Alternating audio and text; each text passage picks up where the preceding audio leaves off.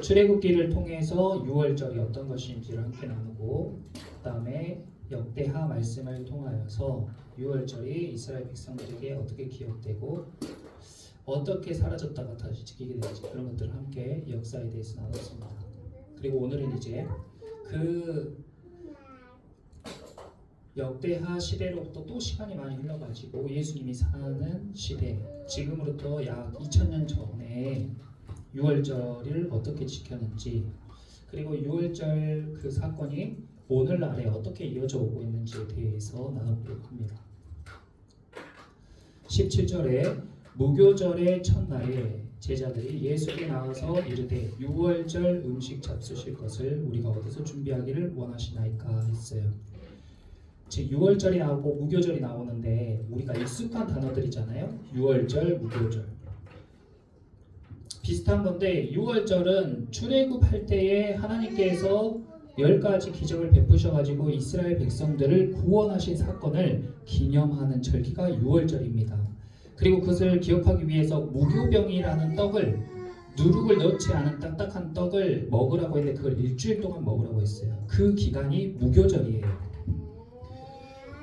그래서 유월절을 맞이해서 또 무교절을 맞이해서 제자들이 예수님께 우리가 이 음식 잡수실 것을 어디서 준비하면 좋겠습니까? 왜냐하면 제자들이랑 예수님은 어디 머무를 곳이 특별하게 있지 않았기 때문에 물어본 거였어요. 17절에도 유월절이 나오고 18절에도 유월절이 나오고 19절에도 유월절이 나옵니다. 이 본문은 유월절에 관한 본문이라는 것을 우리가 알 수가 있습니다. 그런데 유월절이 되면 우리가 지난 시간에 함께 나눴잖아요. 뭘 먹어야 돼요? 유월절에 무교병을 먹어야 되고 무교절이니까 또 뭘 먹어야 돼요? 중요한 음식이 뭐였어요? 유월절에 유월절이 패스오버이라고 해서 그 문설주와 이 기둥에 양피를 발랐잖아요. 그러니까는 그걸 기념하기 위해 뭘 먹었어요? 유월절에 무교병도 먹고 어린 양을 잡아서 먹었잖아요. 고기 어린 양. 그래서 그거 지키기가 어렵다고 했잖아요. 이렇게 해서 매번 잡아야 되니까. 그런데 오늘 본문을 보면 양을 먹질 않아요. 쓴 나물도 없습니다. 예수님께서 제자들에게 18절에 보시면 아무에게 가서 이래요. 거기 밑줄 보세요. 아무에게 가서 이르시되 선생님 말씀이 내 때가 가까이 왔으니 내 제자들과 함께 유월절을 내 집에서 지키겠다 하시더라 하라 이렇게 얘기했어요.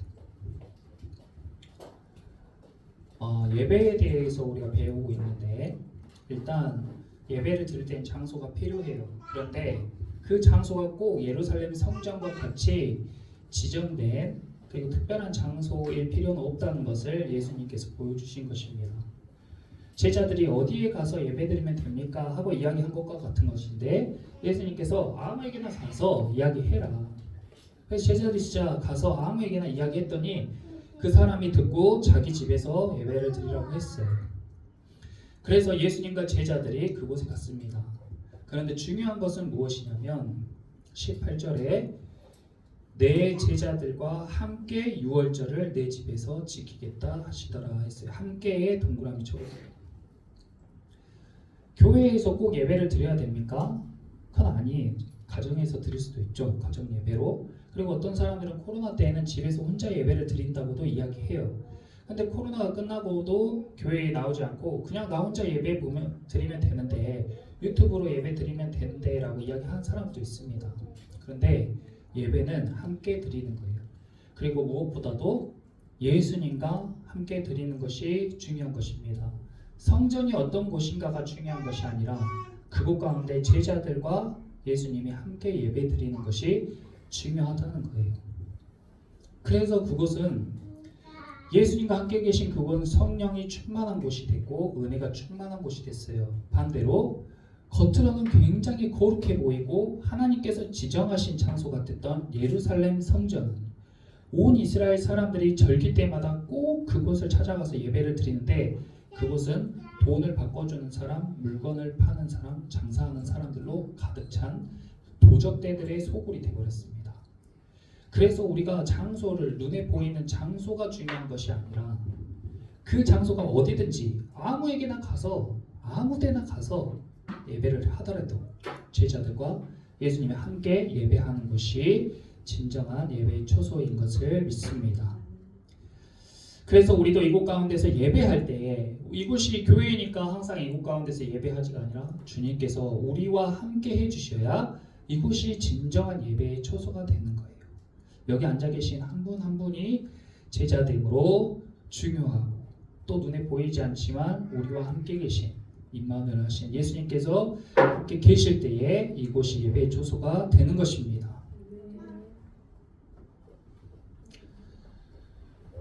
이제 예수님께서 제자들과 함께 자기 집을 내어준 사람 집으로 갔어요. 그리고 20절에 해가 탁 저무니까 이 이스라엘은 해가 저물 때가 날의 시작이에요. 저녁을 먹을 때가 날이 바뀌어요. 그러니까 딱 저녁이 돼서 이제 6월절이 딱 시작이 될 때에 그때에 예수님과 12 제자가 함께 딱 앉아서 이제 식사를 합니다. 저녁 식사였겠죠. 그러면서 기분 좋게 이제 식사를 하기 직전에 예수님이 완전 분위기를 깨는 초를 치는 이야기를 해요. 내가 진실로 너희에게 이르노니 너희 중에 한 사람이 나를 팔 거야. 이렇게 이야기하는 거예요. 그러니까 제자들이 깜짝 놀라가지고 주님 저는 아니지요 하고 이야기를 해요. 근데 예수님이 나와 함께 그릇에 손을 넣는 그가 나를 팔리라. 그러니까 다들 예수님이 빵을 집으려고 손을 할 때 다 자기가 막 피하겠잖아요. 그러면서 24절에 예수님이 나는 기록된 대로 가는데 나를 파는 그 사람은 차라리 태어나지 않았더라면 그 사람한테 더 좋을 뻔했다. 이렇게 이거보다 더 심한 악담이 있을까요? 누가 우리한테 야 너는 진짜 차라리 태어나지 말았으면 좋았겠다 이렇게 이야기하는 그런 악담. 너는 차라리 안 태어났으면 나았겠다 이렇게 이야기하는 그런 악담. 그랬는데 이번에는 유다가 예수님께 라비어 나는 아니지요 했는데 예수님이 네가 말했다 이렇게 말해버렸어요. 네. 누군가 여기 예배드리는 사람 중에 제가 여기 중에 한 사람은 저를 배신할 것입니다 이야기를 했는데 다들 성도들이 저는 아니죠 저는 아니죠 이랬는데 한 사람이 저에게 목사님 저는 아니죠 했을 때 당신이 당신 입으로 말했습니다 이렇게 딱 지적을 한 거예요.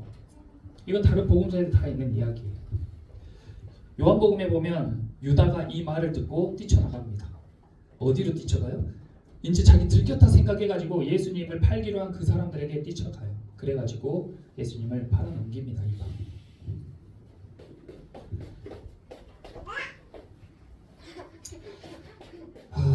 우리가 보기에는 다 교회 안에서 좋은 사람인 것 같고 신실한 사람들인 것 같지만 유다도 제자들 중에 누구도 지치지 않을 정도로 그런 열심도 있었고 똑똑했고 그리고 사역을 잘하는 사람이었습니다. 그런데 이 유다가 예수님을 팔 거라고는 제자들은 아무도 생각을 못했어요. 이 유다는 예수님이 자기의 돈 주머니를 맡길 정도로 재정을 맡길 정도로 신뢰하던 제자였기 때문에 아무도 유다가 이렇게 배신할 거라고 상상을 하지 못했단 말이에요. 그런데 예수님은 알고 계셔요. 조금만 앞으로 거슬러 올라가서 26장 1절 2절에 보시면 예수께서 이 말씀을 다 마치시고 제자들에게 이르시되 너희가 아는 바와 같이 이틀이 지나면 6월절이라 인자가 십자가에 못 박히기 위하여 팔리리라 하시더라. 예수님께서 제자들에게 말씀을 쭉 하고 난 이후에 이틀이 지나면 6월절이 되는데 이때 내가 십자가에 못 박히기 위해 팔릴 거야 라고 이야기하는 거예요. 제가 여러분 이제 내일 모레면 주일 예배 드릴 텐데 주일 예배 때 저는 이제 죽습니다 이런 식으로 고백한 거랑 똑같아요. 그런데 죽는 것도 그냥 죽는 게 아니라 아주 처참하게 죽는 거예요. 그러니까 예수님이 이야기할 때 제자들은 완전 어리둥절하겠죠. 아니 예수님처럼 선량하고 예수님처럼 지혜롭고 예수님처럼 정직한 사람이 사형수나 아주 극심한 죄를 지은 사람이 지는 형벌인 십자가를 진다는 것은 상상도 하지 못할 일이잖아요. 그런데 예수님께서는 그 일이 일어날 거라고 이야기했단 말이에요. 그런데 이면 보이지 않는 공간, 보이지 않는 장소에서 어떤 일이 일어났냐? 3절 보세요. 그때에 동그라미 쳐보세요. 그때가 언제냐? 그때는 26장입니다. 마태복음 26장 지금 3절 하고 있습니다. 그때에 동그라미 치셨어요? 그때는 언제냐? 예수님께서 제자들에게 이틀 뒤에 내가 십자가에 못 박힐 거야 라고 이야기한 그때예요. 이 말씀이 제자들에게 믿어지겠냐고요. 제자들은 아무 근거가 없어요. 아니 뚱딴지같이 그런 말도 안 되는 소리를 왜 하시지? 이렇게 받아들일 거란 말이에요. 근데 예수님은 알고 계세요. 뭘 알고 계세요? 3절에 대제사장들과 백성의 장로들이 가야바라 하는 대제사장의 관정에 모여서 예수를 흉계로 잡아 죽이려고 의논하고 있었어요. 이걸 사람들이 어떻게 합니까? 여러분 지금 누군가가 우리가 모르는 곳에서 보이지 않는 곳에서 이 시간에 이 시간에 내 이야기를 하고 있는 것을 우리는 알 수가 없잖아요. 뭔 얘기를 하는지 알 수 없잖아요. 근데 예수님은 이미 이들이 대제사장의 관정에 모여서 예수님을 죽일 흉계를 꾸미고 있는 걸 알고 계시네요. 제자들은 모르죠. 우리는 알 수가 없어요. 무슨 일이 앞으로 일어날지, 또 누가 보이지 않는 곳에서 무슨 일을 꾸미는지 우리는 알 수 없다고요. 그러나 예수님은 알고 계시는 줄 믿습니다. 그래서 예수님은 알고 계시는 것을 말씀해 주시는 것이에요. 그래서 우리는 말씀을 통해서 무슨 일이 일어나는지, 무슨 일이 일어날지를 알 수가 있습니다. 믿음으로 알 수가 있는 거예요.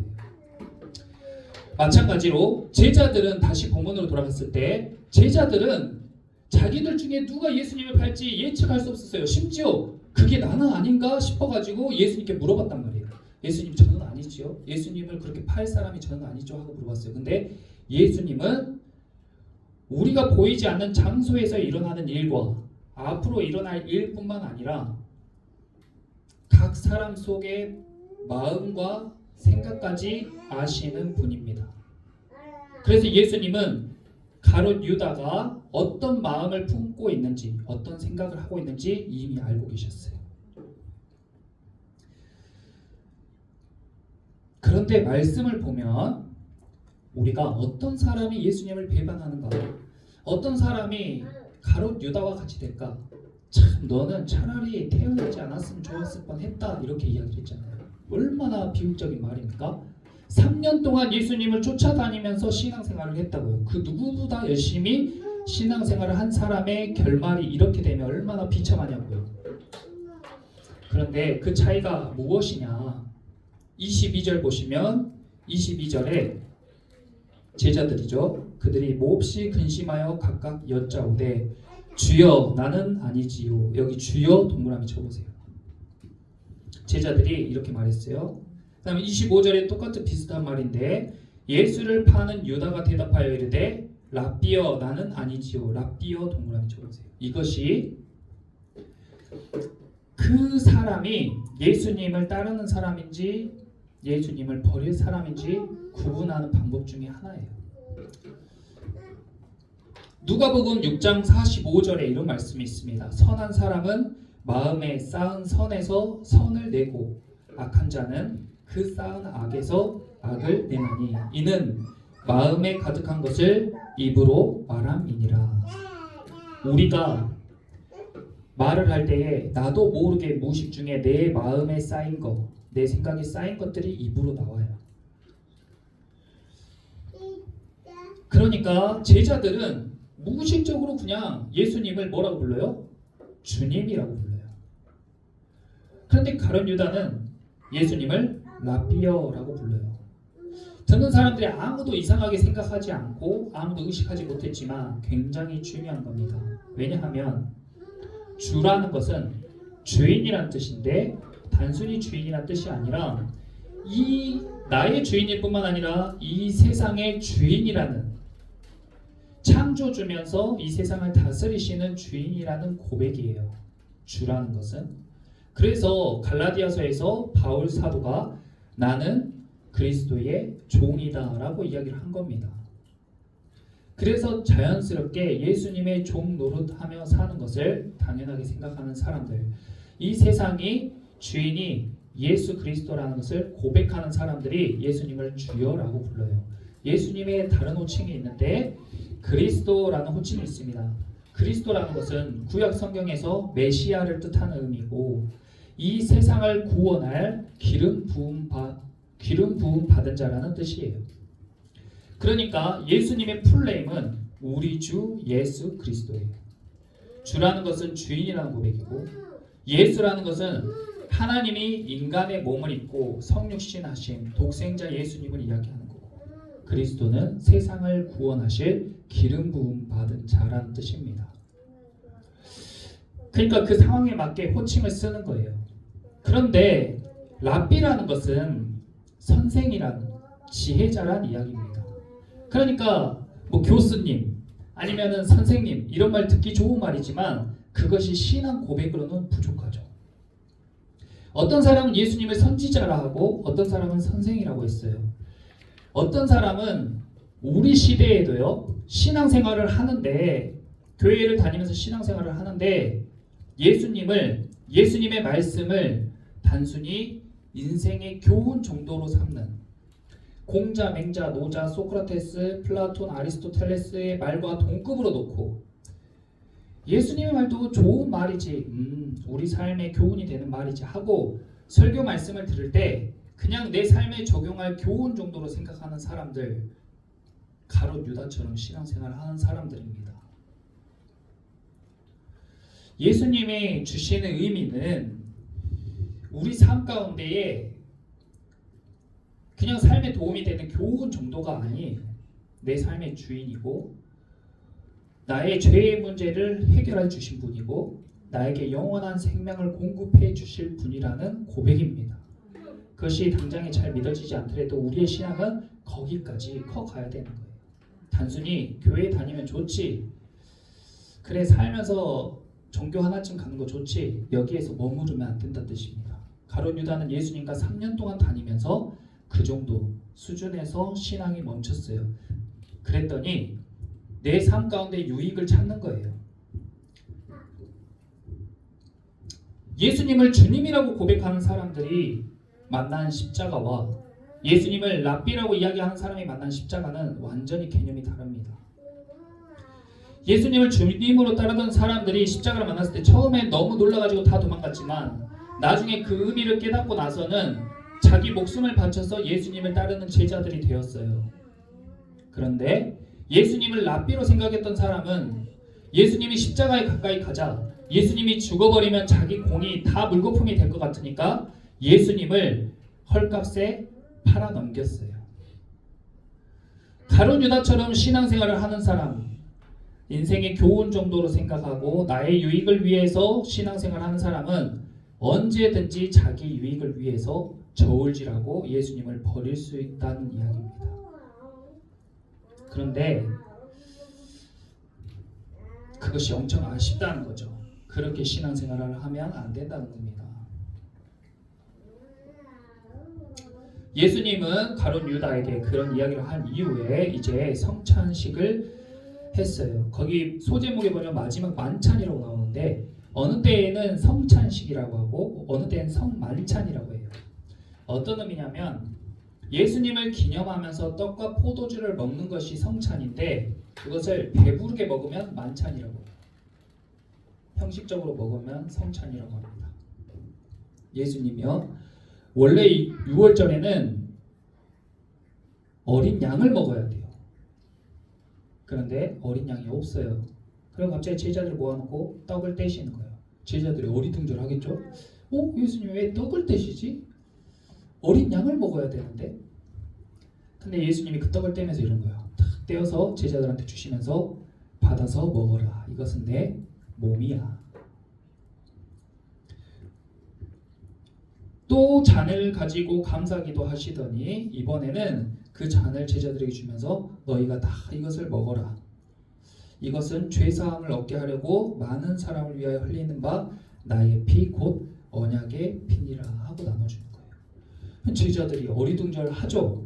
그런데 이런 성찬을 가장 먼저 시작한 제자들이 이 이후에 바로 그날 밤에 예수님이 제사장들에게 잡혀가고 그 다음에 재판을 통해서 정말로 십자가에 못 박히시는 걸 보고 그의 몸이 찢기고 그의 몸에서 물과 피가 흘러내릴 때에 자기들이 먹었던 떡과 포도주가 생각이 나는 거예요.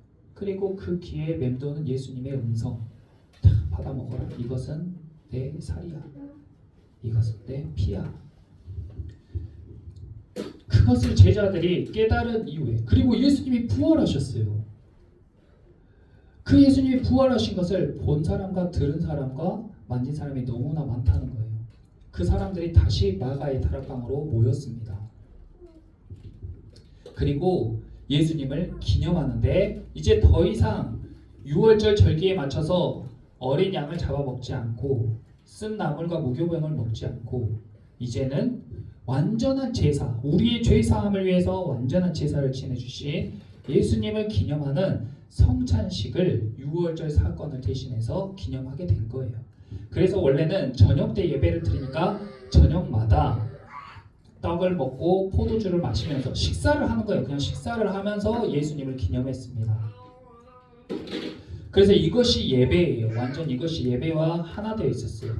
그러니까 이렇게 말씀을 나누고 음식을 나눠 먹는 것이 예배였어요. 그러다가 예배 시간이 아침으로 바뀌면서 성만찬에서 성찬으로, 약식으로 바뀌었습니다.